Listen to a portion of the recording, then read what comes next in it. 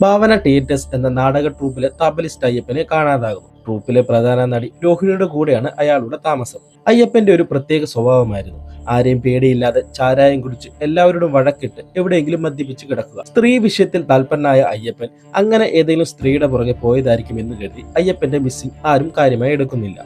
നിയമപ്രകാരം ഒരു ഭാര്യയും പ്രായപൂർത്തിയായ ഒരു മകനും അയ്യപ്പനുണ്ടായിരുന്നു. എന്നാൽ വർഷങ്ങളായി അവരുമായി ഒരു ബന്ധവുമില്ല. ചിലവിനുള്ള കാശിനായി ആ സ്ത്രീ മകനെ അയ്യപ്പന്റെ അടുത്ത് അയക്കുമായിരുന്നു.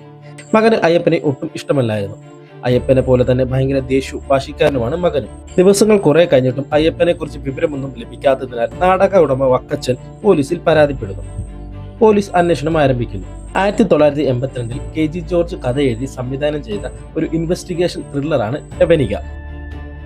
മമ്മൂട്ടി, ഭരത് ഗോപി, തിലകൻ, ജഗതി, വേണു നാഗവള്ളി, നെടുമുടി വേണു തുടങ്ങിയവരാണ് പ്രധാന വേഷത്തിൽ എത്തിയിരിക്കുന്നത്. അയ്യപ്പനായിട്ടുള്ള ഭരത് ഗോപിയുടെ പ്രകടനമാണ് സിനിമയുടെ ഹൈലൈറ്റ്.